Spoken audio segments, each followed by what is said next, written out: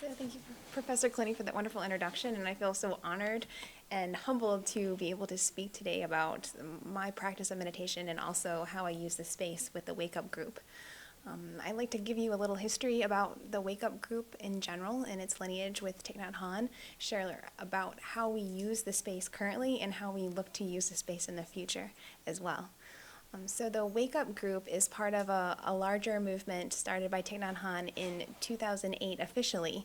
However, when I look deeply, I see that the roots go back all the way to the 1960s during the Vietnam War, when Thich Nhat Hanh first started what's called Engaged Buddhism, when he coined this in one of his books that he wrote during that time of Fire in the Lotus. And at that time, he was the director of Van Han Buddhist University in Saigon, and also the School for Youth for Social Services in Saigon as well. And the Engaged Buddhism movement was a sort of reaction to what was going on around them, the suffering that was going around them, and how can they use Buddhist practices to both bring calm and ease to themselves, as well as share about the tremendous suffering that was going on around in the countryside, as well as in the main cities. And every week on Sunday, this group would come together for what's called a day of mindfulness. So they would practice sitting meditation, walking meditation, and discussion. And it was made up of academics, it was made up of professors, it was made up of social workers in Vietnam, and they would all come together to kind of recharge their energy and talk amongst each other how they can also bring the practice of mindfulness into their daily life, into their work. And unfortunately, Thich Nhat Hanh was unable to continue that in Vietnam, but was able to continue in France. And he has a center in France called Plum Village, which is his main institute at the moment. And Wake Up movement was born from Plum Village as a result of many young people coming to Plum Village to practice meditation. And I define young people in this terms as 18 to 34, although we're all young at heart. And so we would have, I speak we of myself because I joined the community in 2004. And about 2005, 2006, we started to have what's called just retreats just for young people.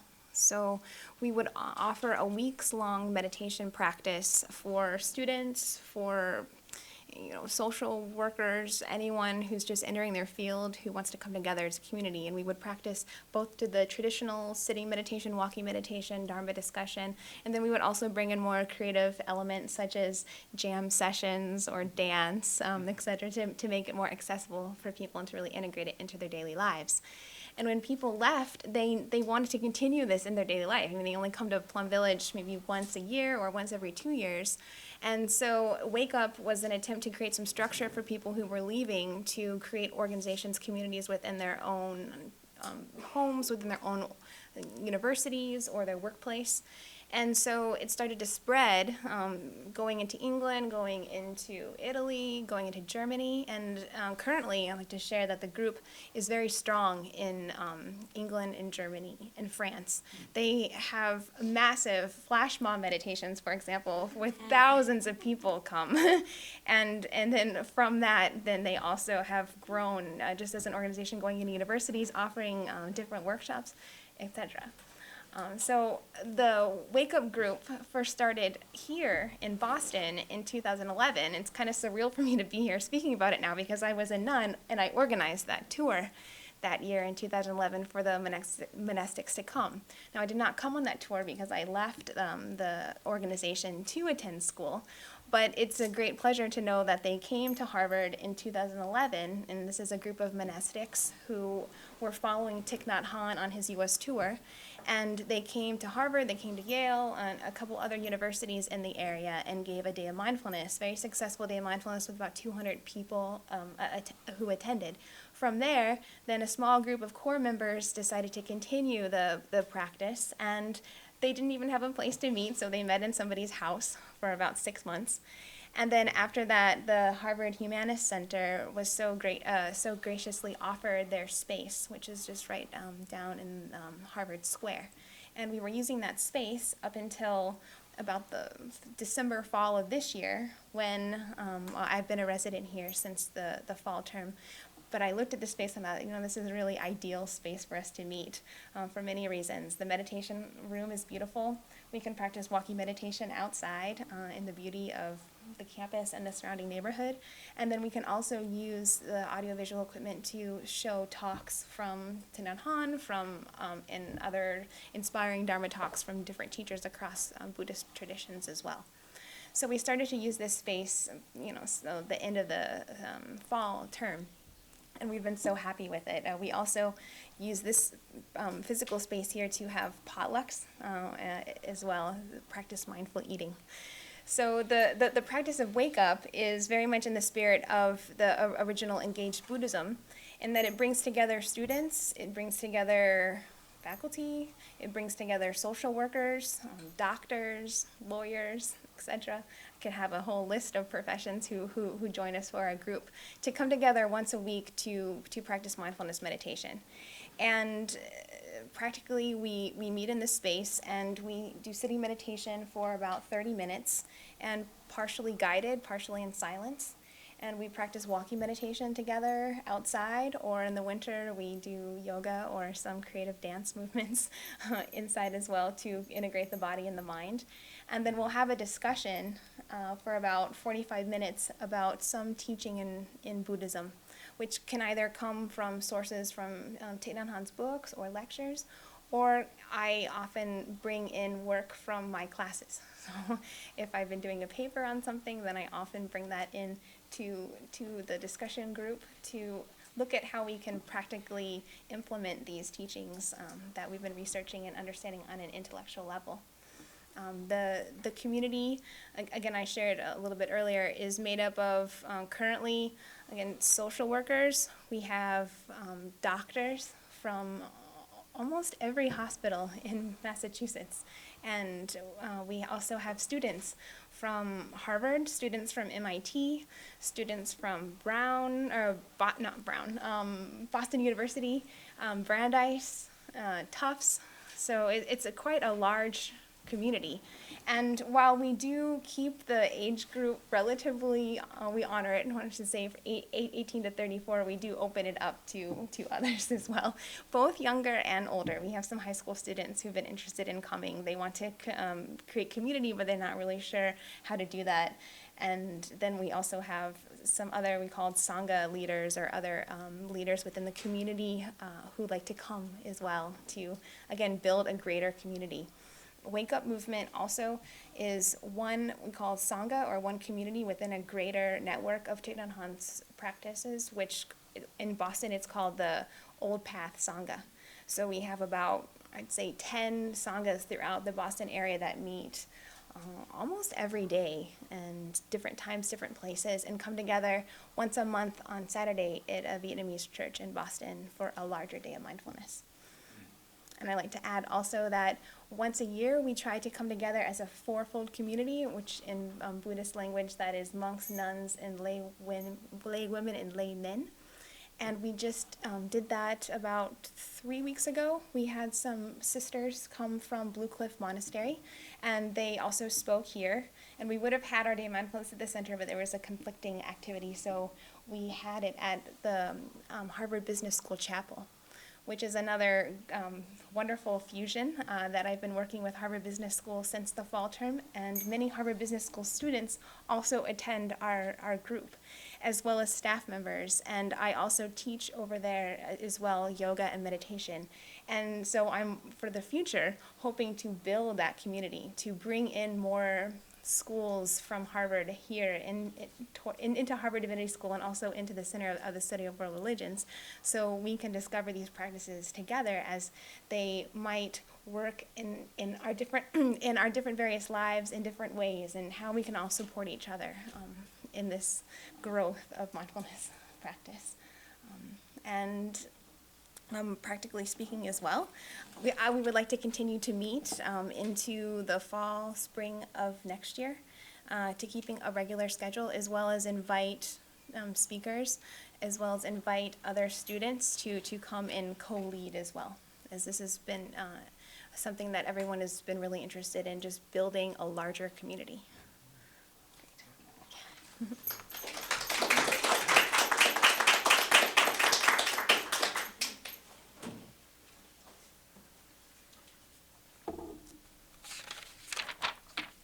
first of all, I think it's really, really cool just to hear the different experiences and the different ways in which people use the meditation room, because when I am in there, at least I get the sense that it's a space that not many people use, and I do think it's a very unutilized space on our campus. But clearly there are people who are using it, doing really interesting things. And I'd like to, I guess, discuss a little bit my own practice, how I use the space of the meditation room, and also share some thoughts on meditation and how it might connect with academic life. So, my own practice, well, really, it's a practice of two people. Myself and Darren Becker, who's another student here at HDS since the fall of last year. Last semester, we've been meeting every morning of the week, Monday through Friday. And at times, we've coerced some other people to join us, but it's solidly been the two of us. And we sit for 2 20-minute sessions, so we'll sit for 20 minutes, take a short break, sit for another 20 minutes, and it's really just quiet sitting. So we'll start by sounding the bell 3 times. We're then sitting, and I'll explain kind of a bit of the different practice that we each have, and then at the end we'll sound the bell again to sort of close the session. So Darren, his own practice, he pulls from different traditions. He'll do, usually for the first sit, just kind of a general concentration meditation, focusing on the breath. In the second period, he does some sort of a visualization practice, so either a metta meditation or a Tonglen meditation, so visualizing someone in his life and breathing in the pain, the suffering of that person, and then in the out-breath sending them compassion. Myself, I'm more associated with the Zen tradition of meditation, and so for me it's much more about mindfulness and really noticing when thoughts arise, and then as they arise, because that's the natural activity of our minds, just acknowledging that and then breathing out, letting go of that thought. I like to think of it as cultivating a different sort of relationship with the activity of my mind. So rather than as a thought arises feeling like, oh, I need to engage this thought, I need to see where it's going, in meditation and ideally as this extends to life outside of or beyond the cushion, kind of seeing through thoughts and realizing that it's not necessary to grasp to them and to kind of let the thought run its course, but just return to the breath, settle down into the body, and just kind of be in that really peaceful space when we're not constantly running our mind with thoughts. And yeah, so I'd like to share some thoughts now on reflections on meditation and the better academic life. So meditation is the hardest thing I've ever done, without question. And this is because it's really, as I see it, it's the practice of reworking the relationship that we have with the activity of our minds, and reworking the relationship our minds have with ourselves, with others, and with the world. And so it's about deconstructing and redefining the way that our minds process reality and how we interpret kind of the whole activity of our minds. And all of this is to be accomplished without any intentional effort, without actually trying to do anything. Because any effort itself is sort of establishing a goal, establishing an objective, which is really itself a thought-ridden path. And so it's kind of that whole operation of the mind that we're trying to deconstruct. So it's kind of impossible. But what I've discovered through this is that meditation really is a lifelong practice. It's not about just sitting down and mastering meditation in one go of it, but it's a practice that we cultivate over our entire lives, over years of working at it. And for one, there's something really appealing about that for me. It's not like so many other short-term objectives that we have in our society, but it's this lifetime cultivation. So how does meditation relate to academic life? It would seem at the outset that meditation is antithetical to academics, as meditation is about non-conceptuality, making no distinctions, seeing the emptiness of mental constructions. So how can the practice of meditation mesh with academics, which traditionally is about rational thought, kind of well and rigidly defined theories? So for one, it's not about totally getting rid of conceptual thought. And even meditation is not about totally blacking out our minds and entering into this unconscious state. But meditation itself, I think, is about, again, cultivating this different relationship with our thoughts, seeing them not as opaque or necessary or inherently true, but acknowledging the interconnectedness of thoughts, the transparency and constructedness of thoughts. And meditation creates a spaciousness between ourselves and our thoughts. And I think particularly what is important for academics is that it is in this space which is once removed from being submersed in the immediacy of our thoughts. It is in this space that we find creativity, imagination, and really the freedom to think outside of the box. And none of this, creativity, imagination, thinking outside of the box, would be, I think, as easily accessible if we did not cultivate, through meditation, a non-attachment to the traditional conceptual structures of our thought. So this is just one way in which I think meditation can lead to a better academic life, an academic life that is fuller and more enriched. And this gets me to another powerful skill that I see being cultivated in meditation. And I call this deconstructive mindfulness. And this is kind of my own approach to meditation. I feel like it's deeply deconstructive. Through the non-attached mindfulness that we practice in meditation, we're better able to see how thoughts arise, where they come from, how they're linked to other thoughts and feelings of the body. So just as an example, when I was sitting this morning, I found that there was a sense of uneasiness in my body, and this uneasiness was triggering a lot of thoughts, just a lot of mental activity. And for one, I don't think I would have been as attuned to that if I didn't have a practice of meditation.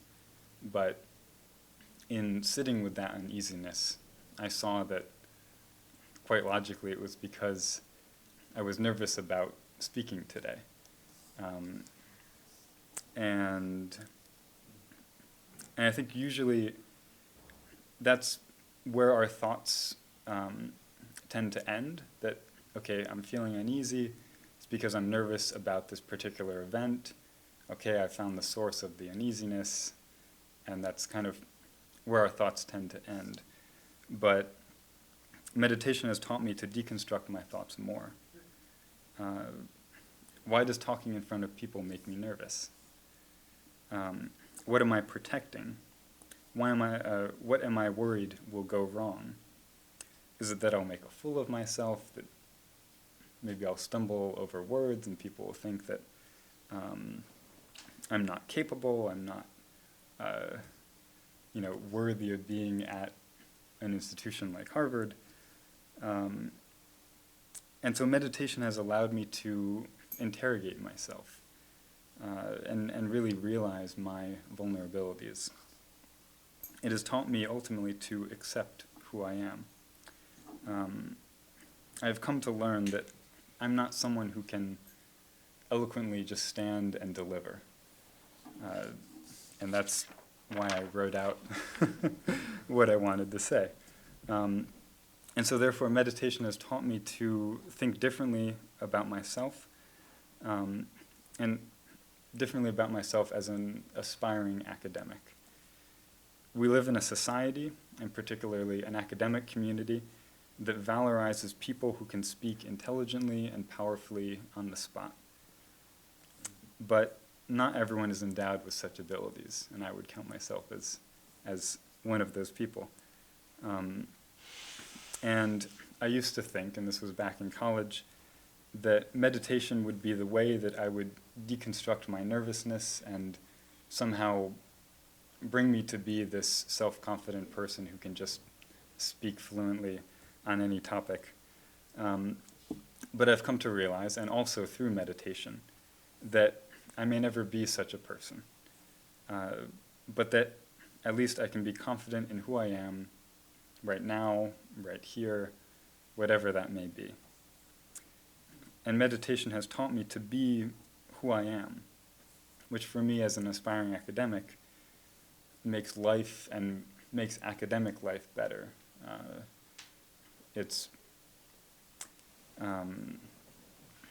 Academic life becomes less pressured and more natural and more genuine to who I am. And so because meditation is deconstructive in this way, I would suggest that it's useful to academics in another way. It allows the academic to deconstruct her implicitly held presuppositions. Meditation cultivates the practice of penetration, allowing one to recognize the deep cause of whatever it is that we hold on to. Why am I attracted to a particular argument or a particular point of view? Why is it that, in a personal case, why is it that I'm not interested in taking a class in the Hebrew Bible, but yet I'm interested in taking a class in Buddhism? And I think the quick answer that, oh, because I'm Buddhist, is not going deep enough. And again, we tend to settle for these superficial explanations. We don't often penetrate deep into our thoughts, our assumptions, and our motivations. And because academics is particularly engaged with ideas and rethinking ideas and disseminating ideas, I would argue that a better academics would be created through meditative deconstruction, where people are really thinking about how it is that they're approaching the things that they're talking about, and why is it that they're presenting these things in a particular way. So, returning to the idea that meditation is a lifelong practice. For this reason, I think that meditation makes a good analogy for academic life. Sure, there's plenty of sitting down and mastering to be done in academics, memorizing facts, memorizing vocabulary for a foreign language, mastering any given theory. But when we talk about the academic life, that is a lifetime of learning, most of these facts we forget. And personally, it's a good day if I can remember something that I read the night before. But what the metaphor of meditation teaches me is that the facts are not so important. It's about it's about the lifelong cultivation of practices of learning. It's about what we make of those rare facts that we encounter in our studies that transform our lives, and how we incorporate those rare facts into our daily living. It's about how we learn to learn from everything we encounter, to be constantly open, ever ready to give up what we hold on to, the second we realize that it might be restricting us rather than helping us. And so for me, meditation is a practice without which I could not live the academic life that I aspire to. And as far as projecting into the future, in the short-term future, Darren and I will be continuing to sit every morning through reading period, through finals. We start at 8 a.m., so anyone is welcome to join us.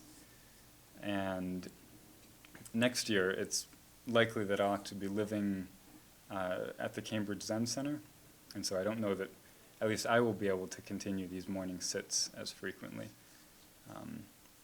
But I am really interested in continuing to actively use the meditation room, and I'm sure that in some way I can continue to keep an active practice here. So thank you.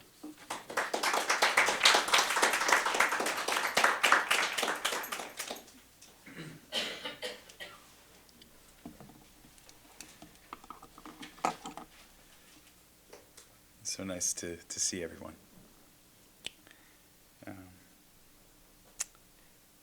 In his opening remarks, Frank said, he mentioned that when the center opened, there was a meditation room already included, but that shortly thereafter it was closed.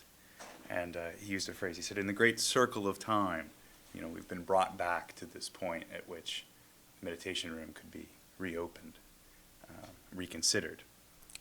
Its role in the academy could be considered. And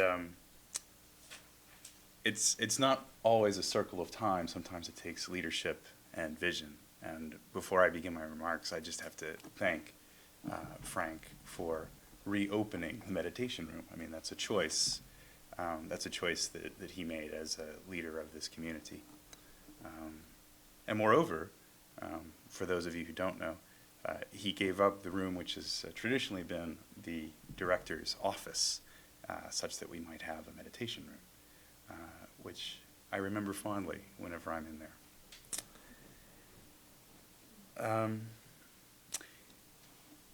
As we talk about the relationship between meditation and academics, it's funny because as I was coming up here, I had this moment of wondering, which voice am I going to use? When I teach meditation, I think about language in a certain way. I think about what I've learned and those who've taught me. And I've stood at this very same podium, actually, in the recent past, and gave a paper, and I've thought different things, and I've spoken differently. So you think about these hats that we wear, the ways in which we play different roles at different times. And I felt that in my body as I was walking up here. So for me, that indicates that this is a palpable question that we all need to be thinking about, we who might practice in different traditions and have religious community, religious practices, and robust academic lives within the study of religion. The tradition I practice in is a Theravada Buddhist tradition of the Samatha variety.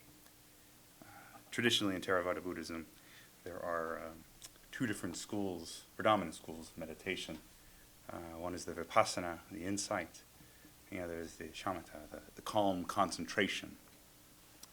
And traditionally, the view is, or the vision is, that one needs to cultivate both of these in order to attain awakening, to achieve enlightenment.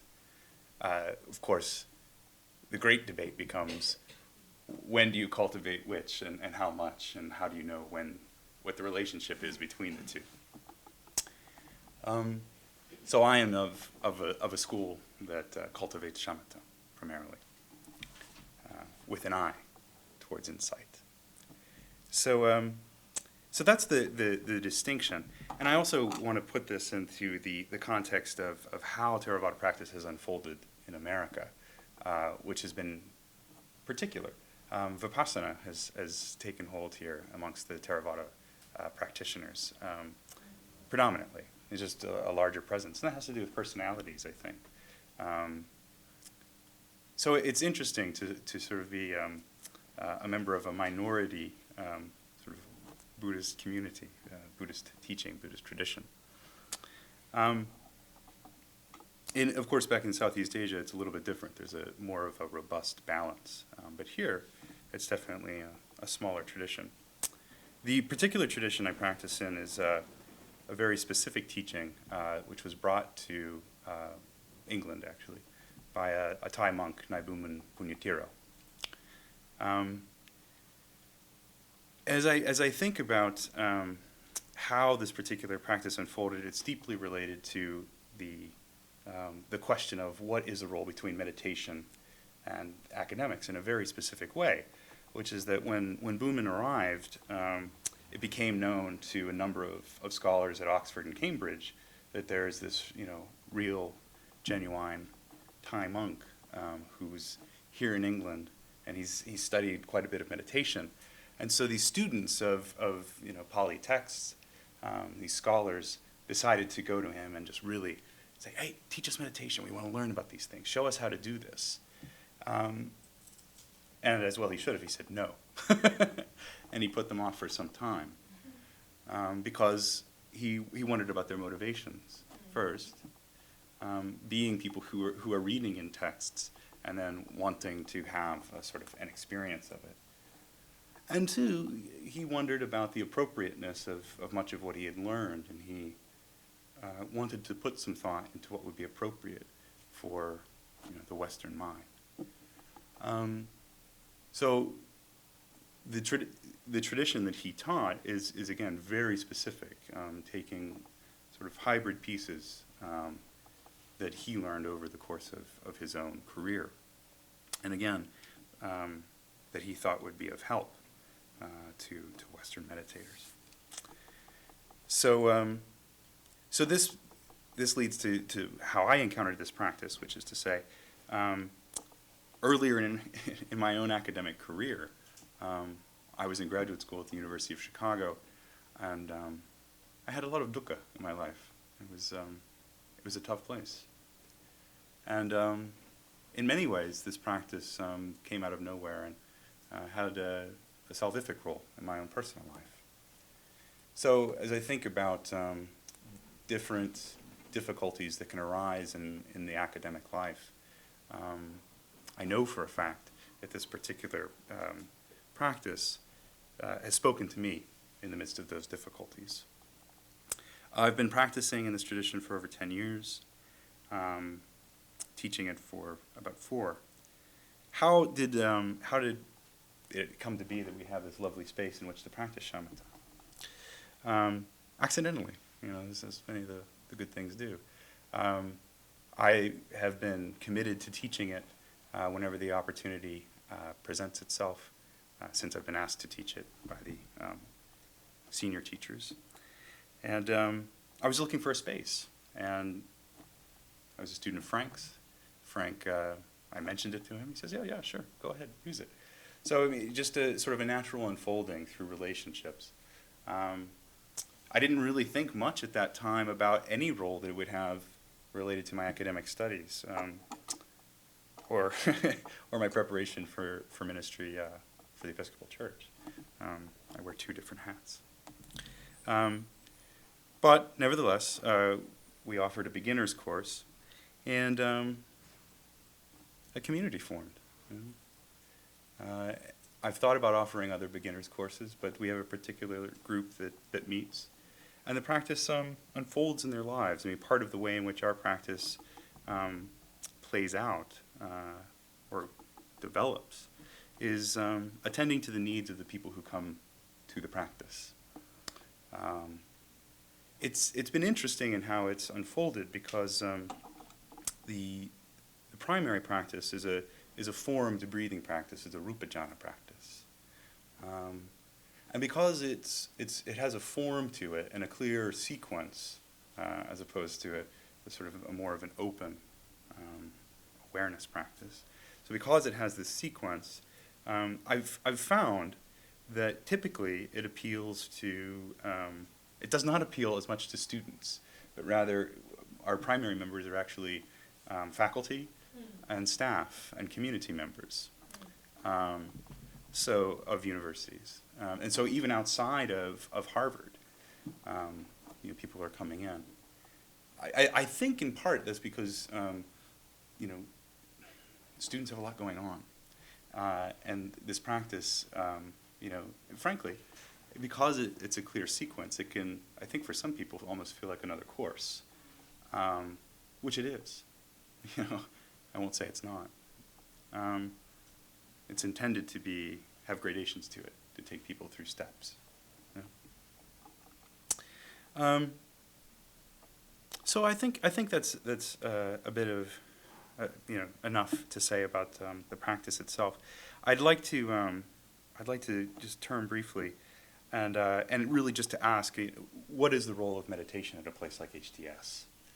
I do think that Frank hit on something in his comments, that this idea that religious experience is somehow something other than the study of religion is something that we really need to ask about and think about very carefully. That this meditation room isn't just a wellness resource, right, for people who happen to be here studying religion. It's integrally related to the study of religion. And our sense of community as well. How that unfolds, I think, is very interesting. I think, again, it says a lot that we are at a place like Harvard Divinity School, and we are beginning to ask these questions, to create the space, to have a panel like this, to have these kinds of interactions and investigations. And I really do hope that they continue. I also think it's particularly powerful to start asking across traditions what's happening in that room, right? And how can we continue this conversation? How can we learn from each other? When I wear my sort of academic hat, and even my voice has changed over the course of this talk. These are questions that I'm very deeply passionate about, and I think that we really just need to pursue. There's something, listen, when you're talking about the flash mobs, when you're talking about, having all these, this explosive and sort of boundary ignoring dimension to a lot of contemplative practice and contemplative community. I've seen that that's true. And I think that this raises a very interesting and powerful question about the role of meditation at Harvard. You're talking about bringing in people from different schools, you're talking about, and certainly that's been my case, people come to visit from the law school, they come to visit from, medical school, different schools, different paths. And I think as we look at Harvard, and we look at Harvard within a larger community, there really is this question about what is that meditation room going to be doing? Who can come? How can they be part of the community? How can their interactions with it change the way in which we think about this space at the center? Certainly we have public talks like this one here tonight. Do we also have public sits? How do we think about that resource? I mean, traditionally, these are concerns for Harvard. It's an institution that's dealing with these kinds of questions on multiple levels, right? Because in the same way that we want to sort of preserve community, we want this to be open for a specific group of people. In some traditions, meditation and contemplation will resist that. You're going to have others, sort of coming in. You're going to have them be interested, and I think these questions are going to be raised very quickly. There's a kind of potency to contemplative practice in that it will push at these different boundaries. the academic and meditation divide is one that we're questioning here, but I think it's also going to come up in relationship to community. I think it's also going to come up in relationship to who all can just be a part of Harvard, frankly. That's going to be a big question, So just to let my time fade away, I'll say that I am grateful and I'm very excited about the horizons that lie before us and the ways in which we can ask these questions together. I hope that we're not afraid to look at those boundaries, not to jump across them and ignore them, but rather to see them, to have conversations like these ones about the boundaries of community, the boundaries of the polite academic questions versus the touchy-feely questions, right? And to move forward intrepidly in community together. Thank you.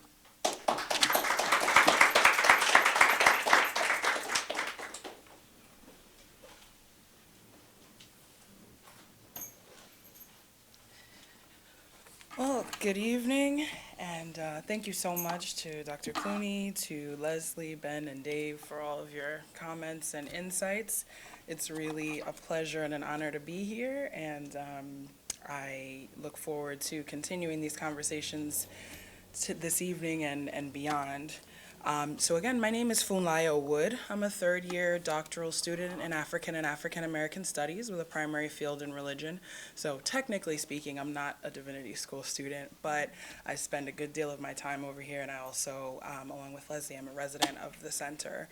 And so I am a scholar practitioner within the Ifa Orisha tradition. I was initiated into the tradition about 5 years ago in Nigeria, and I've since been training in New York with my guru, Awo Oluwole Ifakunle Adetutu Alagbede, who some of you heard speak on divination last spring.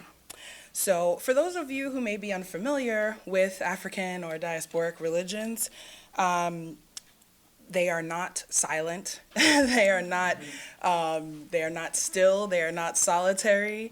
That's not to say they're not contemplative, but those particular modes of contemplation are not native to the traditions. We make noise, we dance, we ring bells, we pray out loud, we keep our eyes open. They're very, very interactive traditions. And it's interesting because another colleague of ours, John Winter, hosted a retreat here with his meditation teacher, Lee Ray, which I attended in the Buddhist tradition. And I've engaged in meditation in various traditions throughout my life. And she and I got into a brief conversation about that, about the kind of differences in modes of engagement and the differences in being kind of in this silent mode and being in a more active mode, and how in some traditions, engaging the least amount of senses is the goal, right? To almost forget the body in a certain way, to transcend the body and to, not engage the senses. And in other traditions, engaging all of the senses at once is more of the goal. And as we talked about that, we kind of discovered that we're both aiming for the same thing, which is presence, right? Being present in the moment. And so whether you do that by completely withdrawing your senses and going into a silent space, or whether you do that by making sure that you're seeing and hearing and feeling everything that's happening in that moment that you're experiencing, we kind of laughed and had a nice point of articulation at realizing that we were both aiming for the same goals.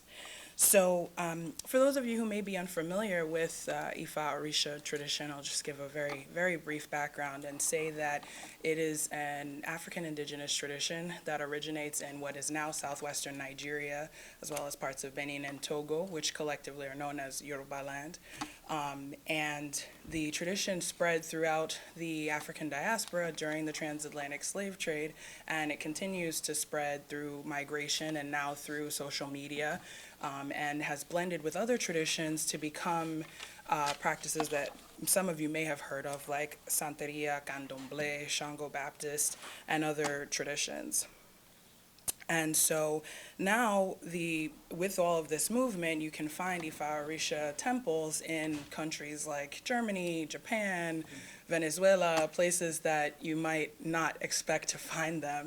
And interestingly, Ifa Orisha tradition is an African tradition that has defied kind of the stereotype of what people think of when they think of African and diasporic traditions, which tend to be thought of as being very localized and kind of only relevant to the people in the area from which they came. But now we're seeing that there is a lot of interest worldwide in these traditions and the ways in which they engage with the world. And so I've been involved both academically and personally in practicing and working with people who practice in all of these various contexts. And so the way that the form of meditation that I practice, known as Orisa-Focal meditation, which is a form that I actually invented, came to be was during my junior fellowship here at the center, and it was very much in a way trying to articulate between the academic and the practical in terms of finding a way. I was hosting a series of events, mostly conversations and academic events regarding African and diasporic traditions.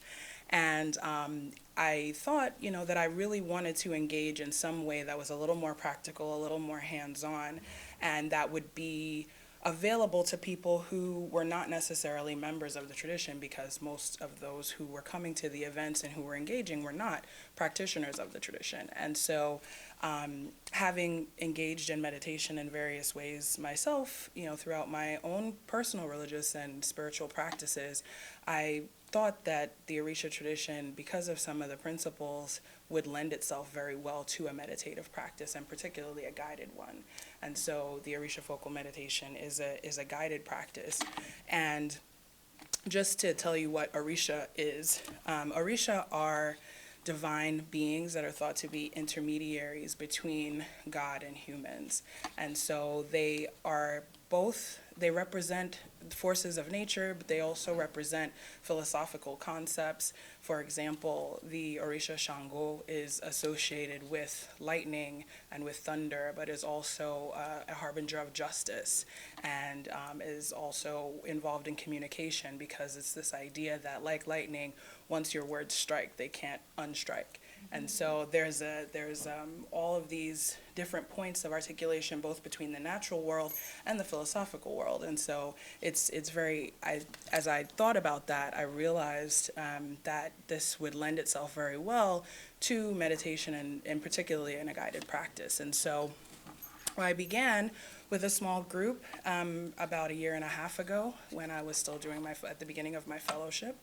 And the group, people have come and gone, but for the most part, it's become a core group of about 6 or 7 lovely women, 2 of whom are here today. So thank you for being here. And it's open to men and women, but as happens with spaces, right? When you see too many women, one guy comes in and he's kind of like, oh, okay, what's going on here? But we have had men who have come and practiced with us. We actually had a lovely Buddhist gentleman who just happened to be walking by one day and who came in and joined us.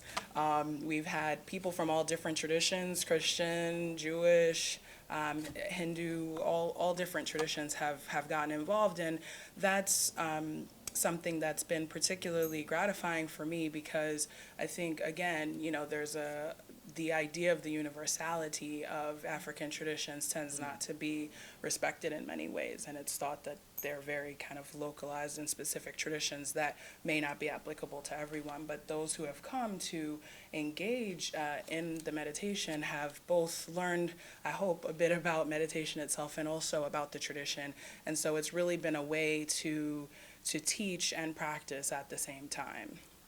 And so just to give you a little bit of about the actual practice itself, generally what we do is that I do a more silent, more, I suppose, traditional meditation on my own the night before, at which time I kind of wait to see which Orisha will present itself to me. as the one for the next day with the group. And some of the members of the group have had a lot of fun trying to guess which one we're going to do that particular day. So the next day, usually in the morning, it's been in the morning every time the last couple of semesters, I will tell them which Orisha, which energy we're going to be focused on, and I'll explain a bit about that particular energy, what it represents, and then I'll guide them through a meditation that is intended to invoke some of the imagery and feelings, though not necessarily that particular deity itself. And then afterwards, I give them an opportunity if they would like to, and thankfully for me, they usually do because it's really insightful for me to hear afterwards what their experiences have been, what kinds of things they saw. I try to guide it enough to give them some direction, but do also leave enough silent space and enough flexibility that each person has their own experience.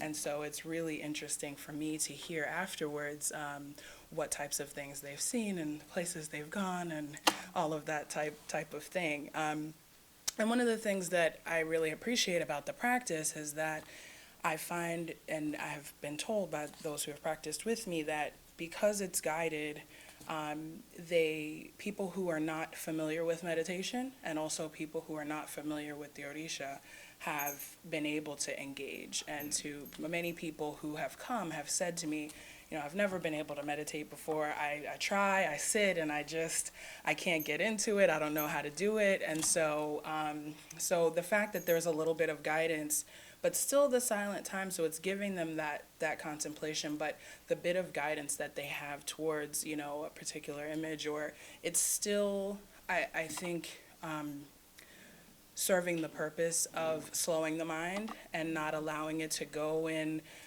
all different directions and have thoughts racing and all of these types of things, but it's allowing a particular focus to happen. And so people who are not, generally familiar with meditation have had a good time with it, as have I, and it's been really, really great as a practice for me. And so lastly, just to speak specifically about the way in which I feel it articulates with with academia, I think my colleagues have all made wonderful, wonderful points. And I'll also add to it that I think that, we spend so much of our time as academics, not in the classroom, but alone, right? We're alone working, we're alone reading, we're alone doing the things that we're doing. And so for many of us, having a sense of community in some way, whatever we're doing with that community, is very important. People can begin to feel isolated, particularly those who may not have a religious practice or a spiritual practice, can feel empty and isolated and alone. And so I think that anything that we do together that allows us to come together as community, that allows us to take a step back, though not out of the intellectual light, but take a step back from it and to feel things together, to laugh together, to cry together. There's been some laughter, there's been some tears, there's been, that allows us to really experience ourselves fully as human beings, right? And not to feel that everything we are is up here and is contingent on how well we articulate or how well we write or the grades we get or all of these things that we come to feel are definitive of who we are. And so for me, hosting this group has been a wonderful exercise in community building. The women who come, they even at times when I feel like, okay, I don't know if I feel like doing it today, I'm like, no, I gotta, I gotta push forward, I have to do it. And in looking at the future, I don't think they'll allow me not to do it next semester and next year. So I'm sure we will be continuing. And I hope as well, for those times that we are alone, that we have tools that we can use to focus ourselves, to center ourselves, to feel community within ourselves, even when we're not physically around others. And so as I speak to the group, for instance, about the mothering energy of Yemoja, and how if they're feeling alone, they can go and sit by the ocean or take a walk down to the river and just speak out anything that they need to speak out. Or when we speak about the choices and the contemplation that's kind of inherent in the character of Eshu, and how when they need to make a choice, maybe they figure out how to focus on that particular energy and say, okay, I'm at a crossroads here, I need to make a choice, let me focus in on this. And so I think I hope that in the practice I've also been helping the group as well as myself to develop the tools that we need to traverse the empty spaces and also the together spaces as we go through this academic journey. So thank you so much.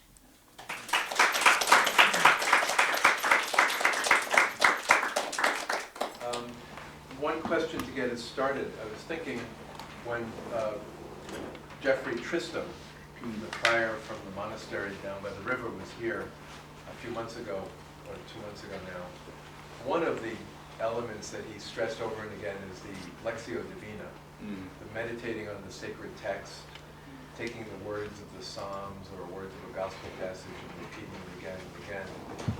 And I'm wondering, did I get it right that for your traditions, and I think maybe for Funlayo too, words are much less important? Ben, you talked about how you see your words differently, or your thoughts differently through meditation.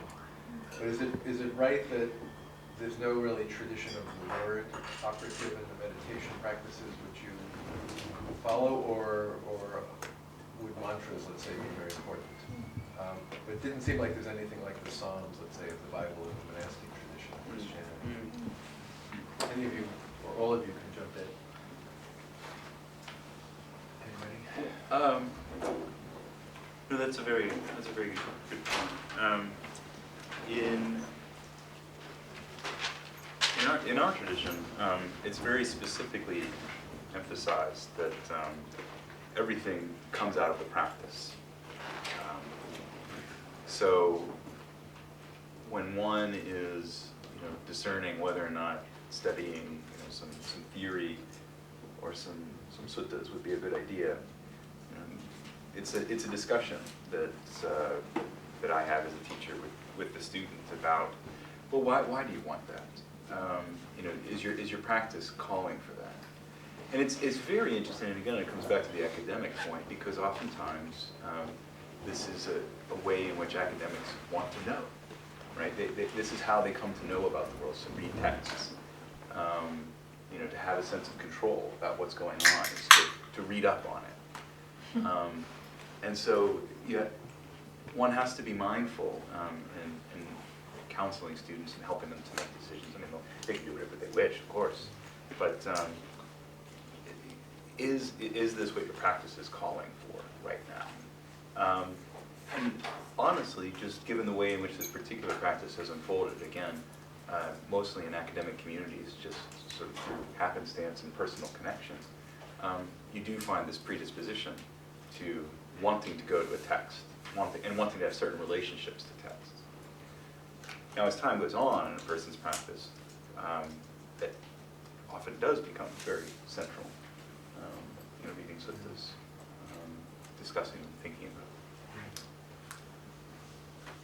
And I was asking about whether, when Brother Tristram was here from the monastery down by the river, the importance of the recitation of the Psalms or using certain traditional words over and over again.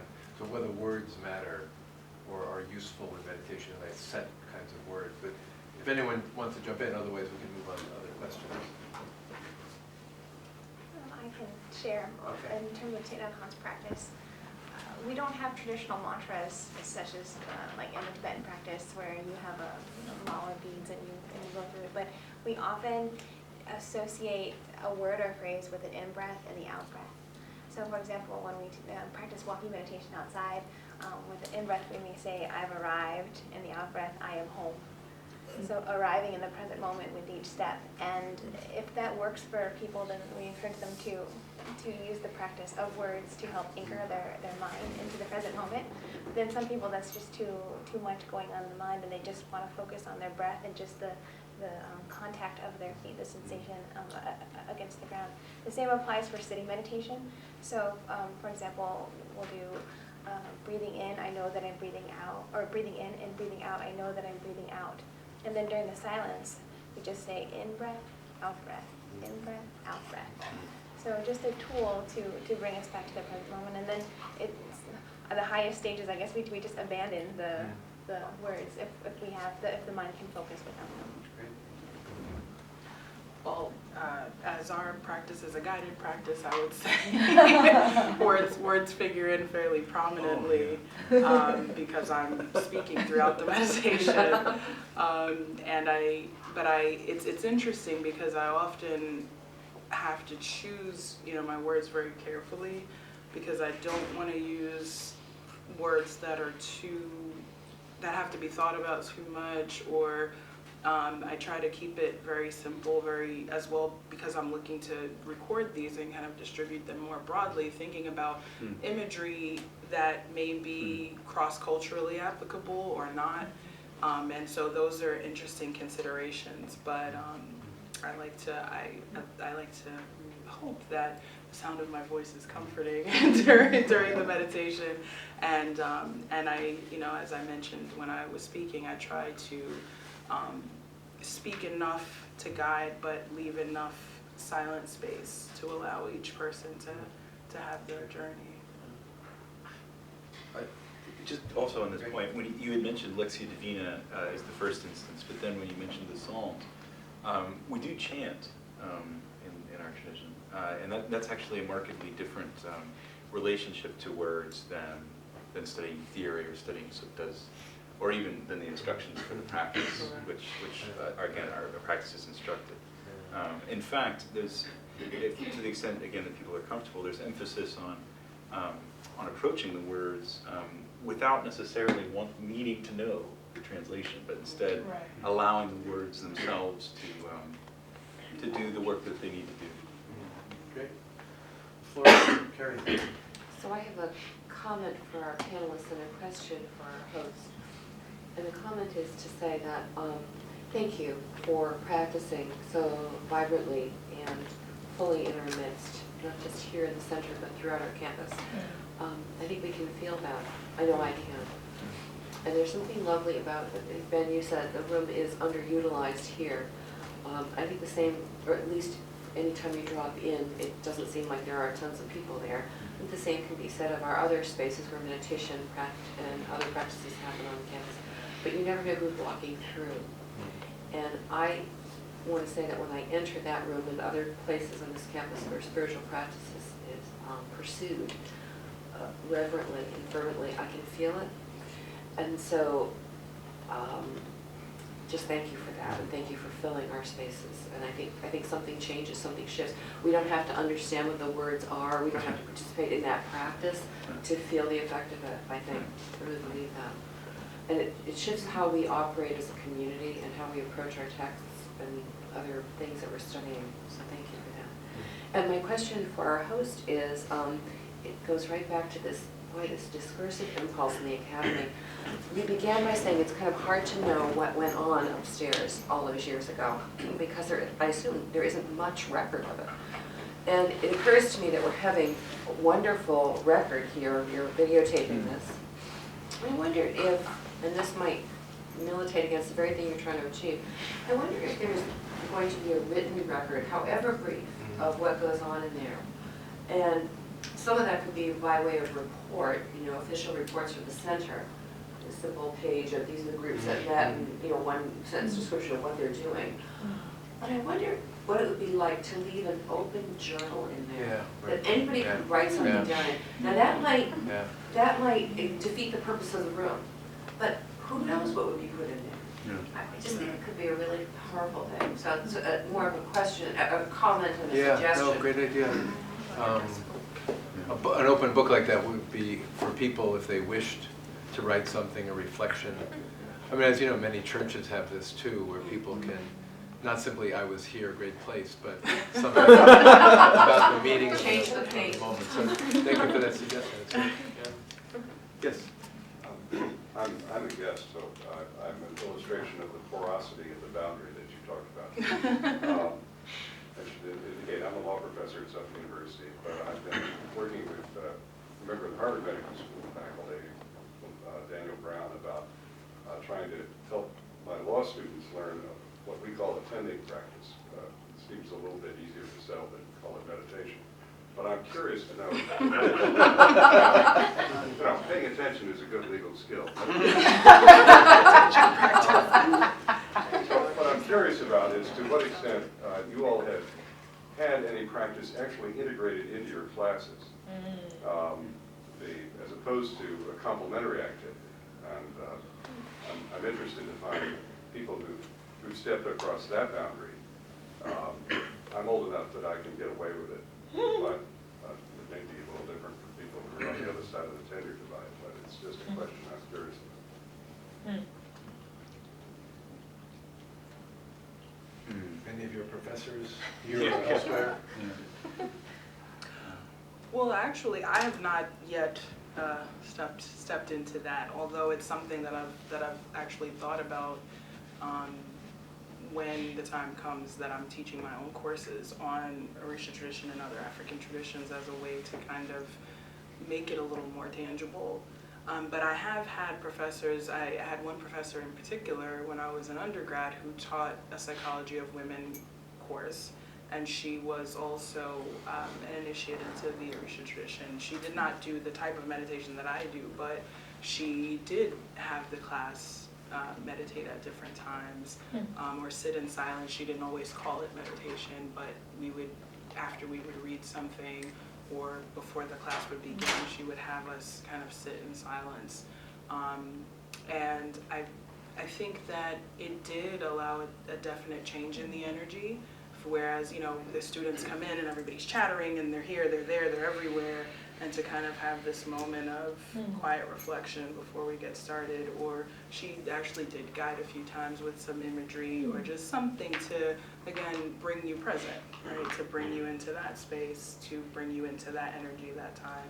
And so I do think it's something that can be immensely helpful. And there's been a lot of talk about meditation with elementary school students too recently, particularly those who are thought to be quote unquote difficult. Although I don't like that term for children because anyway, there's there is definite I think work towards integrating the two. In many ways, this issue is related to why I'm here, because I used to teach philosophy, and I was uncomfortable at the thought of teaching my students any kind of meditation or inviting them into that. And it was navigating that divide that sort of raised the questions that then led to my being here. In terms of my experience here, and I bring that up just to say that as a person who was meditating, who was excited about the idea of doing it, it was still fraught, and I was surprised that it was fraught. I guess that's why I wanted to bring that up. And so I commend you for doing it and for working it out. I feel like there are courses in which there is a bit of a practical component. I mean, sometimes very explicitly, the Buddhist death and dying course is a lot of meditation. Interesting. So I would say though, and I think that this deserves to be said, clearly, that there's often a divide between the courses that are academic study of religion. We're coming in, we're going to look at texts, we're going to discuss them, and the courses that are, frankly, there to prepare people for some kind of ministry. And the latter are the ones that, again, fairly intuitively, might incorporate some kind of practical component into the actual training in the classroom. There are, every now and again, courses, Frank teaches one of them, where at least the discussion of the practice of meditation might come up very explicitly in very personal ways. But I would say there's a spectrum. Courses where you could practice, courses where it would be out of the question, courses where you might discuss it. Right? Those would be the three options. And it does happen.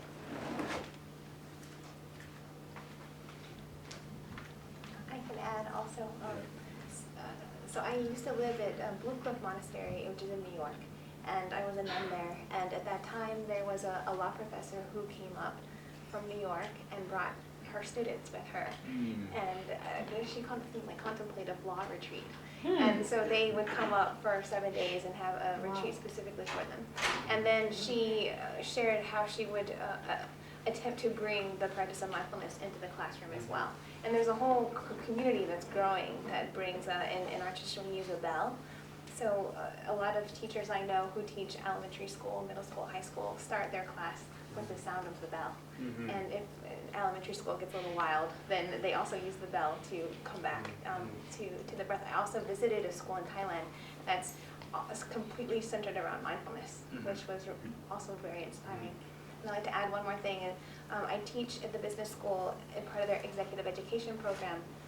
And as part of their training, when they come for a week or sometimes they come for 3 months at a time, they have in the morning about 45 minutes of meditation before their actual regular classes start. But then they have discussions throughout the day on how they can integrate what they do in the morning with what they're learning in terms of the practical techniques in their business field. If I could just add one comment, I was thinking of another way this might become manifest. I'm thinking back to when I was in college. Many of the philosophy professors I had in class were like rapid fire ideas and concepts in the history of philosophy, this view, that view, that view, next, let's turn to the next page and go. There's one professor I had who is still living, he's very, very old now, William Richardson, who was a Jesuit priest at Fordham in those days. And he was teaching a course on Heidegger, Martin Heidegger's thought, Being and Time. And the remarkable thing was that I always felt in the classroom with him, you were thinking together. And that if you asked him a question, I was just an undergrad, and it was mainly a grad course, but the ability to sort of stop time and think the question and open it up from different angles. And sometimes with students, he would go on 10 or 15, 20 minutes, pulling people all into the same question. Now, it wasn't meditating in the classroom as a distinct practice, but it was creating a meditative intellectual atmosphere where every idea, as Ben was saying before, could be seen from different angles, and you began to gain a certain freedom to let go of it or go with it. And hopefully that would happen sometimes. But in my undergraduate days, it was fairly rare. But things are better now than they were then. Other questions? Yes? My friend and I are sacred dancers, and we have had some experience in using dance as a meditative practice, particularly using the self-dance traditions of Western Europe, which now has spread over here. And I found this very powerful as a community builder. And I remember in particular one occasion where I was leading a group of Episcopalians. I'm Episcopalian. They had just been assigned a new chaplain who was a woman. Some of the women had real trouble with this. But, you know, fortunately I didn't know about this beforehand, but we spent a whole day just dancing together. And at the end of the day, the women who had problems went up to the new chaplain and said, oh, it's just fine, we don't have any trouble anymore. So, you know, it can get across these kind of intellectual blocks. And I just wondered if you have had any experience of this kind. I could add. And it's difficult to know how to integrate it into the classroom, let's say. But I'm a contra dancer, which is a type of dance which has its roots in Scottish dancing, country dancing. It's kind of like a variation on square dancing. There's a caller, you have a partner. But I find it to be a deeply spiritual activity because it's one of those rare moments where you're really kind of cutting through a lot of the barriers that we erect between ourselves and other people. And especially in this dance when you're swinging your partner and you're spinning around together, you're maintaining eye contact with that other person. And it doesn't matter who they are, what gender, what age, what appearance, it's a real connection. And that's something in my own experience totally outside of the academic realm that I think is a powerful example of how dance can be very spiritual and I would argue in a way very meditative, or kind of accomplishing the same sorts of deconstructive, moments of true connection that one also cultivates in meditation.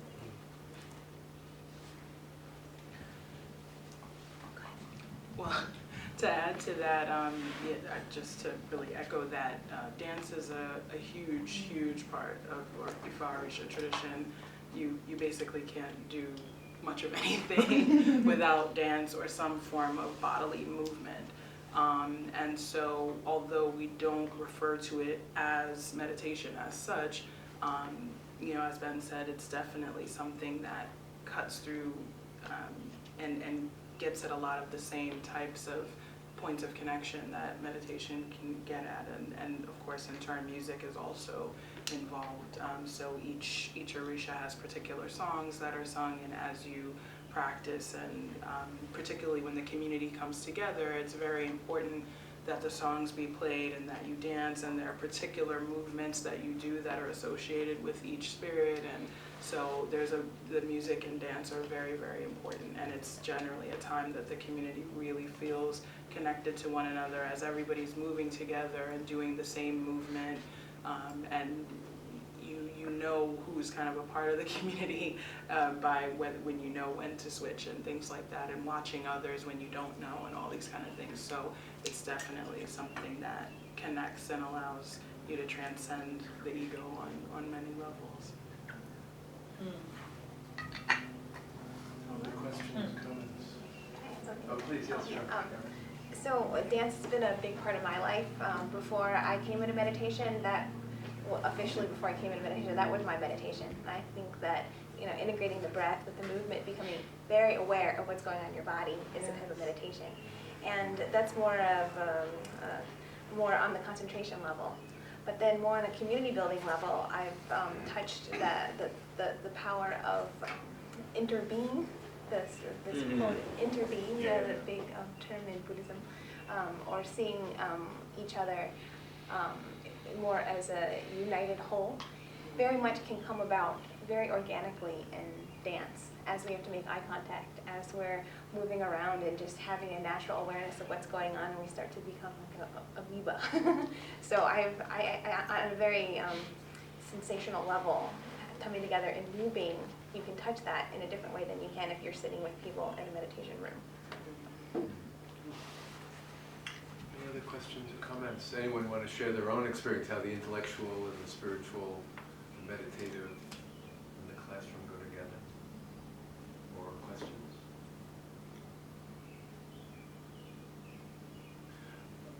One final question for me, at least. I have a mixed view in my own mind about whether, since it is clear that being meditative and aware can actually help you in your studies. It clears your mind, it helps you to calm down, you see things differently. Whether any of you would say that it's clearly, in your case, meditation is for the sake of academic, intellectual clarity, or would you say the opposite, that what you do in the classroom ultimately is creating an intellectual environment in which you can do your meditative practices?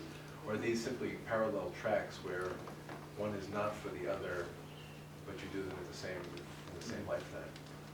Or is one at the service of the other, the intellectual and the meditative, or the academic and the meditative? Is there any kind of purposefulness there in terms of which one is for the sake of the other?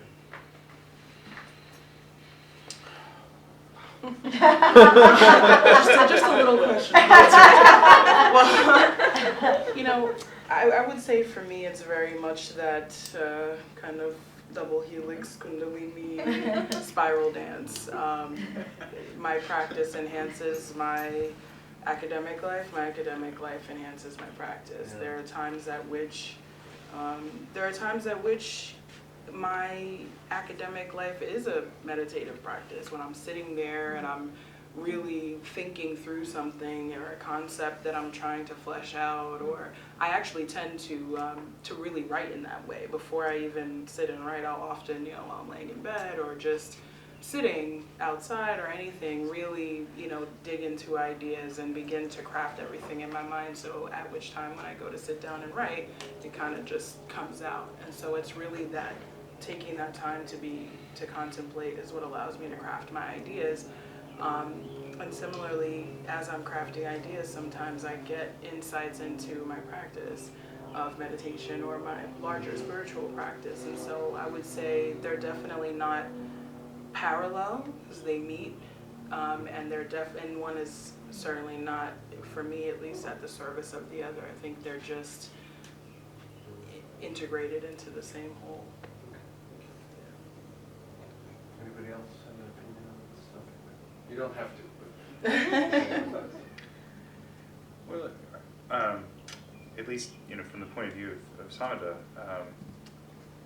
there's no general answer to this. I mean, it's really going to be an individual thing, and we have a saying, I don't think it's particular to us, but that there's no wrong reason to meditate.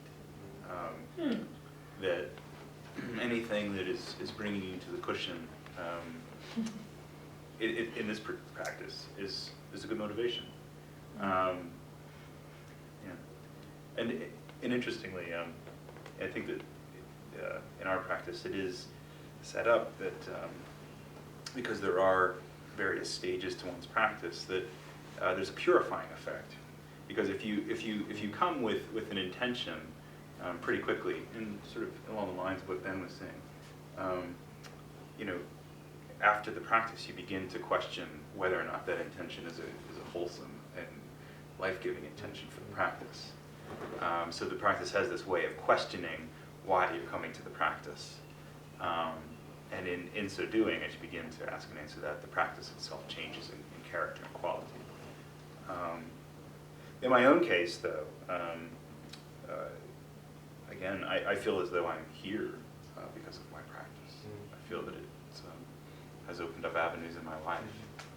I can't really explain how. It's not as though I was sitting on the cushion one day and said, "Oh, Harvard Divinity School."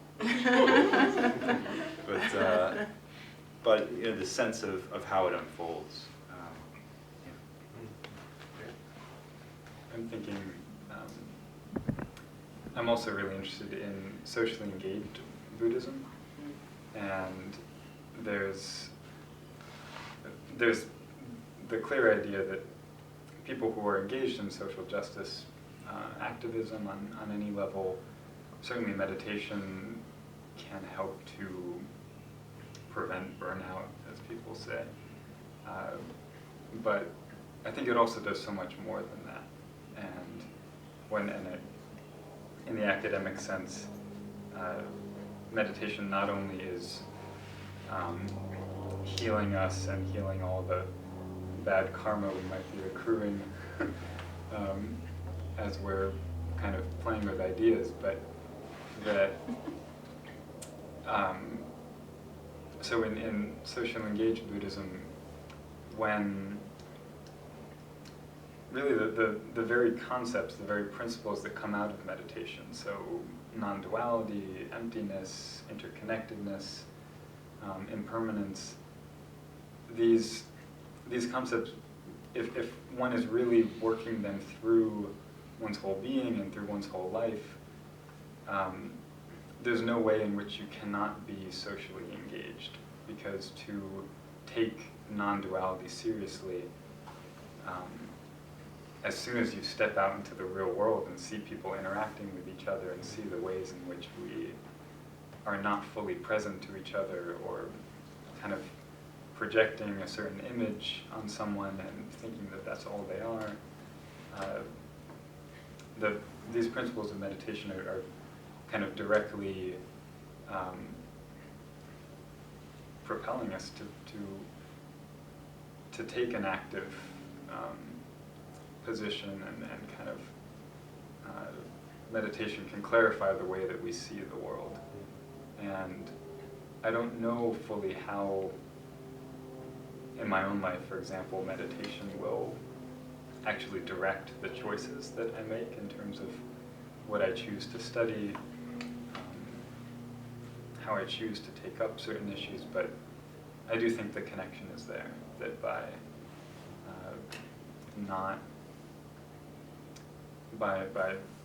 upholding and really taking seriously these ideas of creating no other non-duality, that somehow that would inform the decisions I'm making in terms of what I choose to study, how I choose to present an argument, and things like that. Just a comment on one thing. I would just to reflect on what is the definition of to meditate. And I often think, when I'm studying, this is a type of meditation, especially with language, for example. That's a lot of concentration and becoming one with it, trying to understand it. The formula for Thich Nhat Hanh tradition is mindfulness, concentration, and insight, and just choosing different objects in order to pull that out. So if I read a book or the Yoga Sutras or something like this, and this is an object to be mindful of, to concentrate on, and to penetrate into the insight of it. And I find that that is my mindfulness practice in academia. Okay, great. Last question? Yeah, well, it's not a question, but I just wanted to comment because when I decided to learn to meditate again for the nth time probably, and got involved with Dave's group a year and a half ago, really what I wanted was to have better self-control, be more effective as a mother, as a social activist, and as a scholar. But over the course of time, while I was attempting to learn this technique for being a better person in this perhaps narrow sense, Dave was introducing these notions of skillfulness and skillful being that made me realize that I was in for a more profound reworking of my relationship to the world and other people than I had originally intended. But I think it's a good thing, actually. Can I just say one? I'm really interested in you all describe some of these as group activities, some as individual activities. And in an academic environment where people make their living out of elaborated thought, you sort of step aside from that as a real challenge. Do you find that there are differences in aptitude? Because one of the questions that my students, somebody says, well, not everybody's a musician and not everybody can be an athlete. And is this, I know that it would be challenging to argue that it is not a democratic in the best sense of the word, democratically available skill, but we do run across people, and my students and I myself run into this, that are different levels of ability. Can you speak to how you respond to that? Because some people may move very quickly and other people may move very slowly, and it's sort of a challenge when there are different rates and, not your experience. I had the advantage of, we just had a teachers meeting where all the teachers of Samatha from around the United States gathered together just this weekend. And one of the texts we reviewed reminded us that all practice is skillful, and it comes in four varieties. That which is difficult and moves forward quickly. That which is difficult and moves forward slowly. That which is not difficult, comes quickly, and moves forward slowly. I'm sorry. One would say skillfulness. So it unwraps with pain or pleasure. Right. Let's use those words. Right. So painful, fast, painful, slow, pleasurable, fast, pleasurable, slow, and all of them are skillful and wholesome and good. So the aptitude, it's just an individual's practice. Yes, I mean, people come to meditation with from different places in life, right? And whatever brings them there is a good motivation, is a good intention, and you work from it wherever they are. And also, as the group unfolds, working with other people's practices, I don't know if you have this sense, is part of the interbeing of the group. It's part of how, the group itself cultivates skillfulness.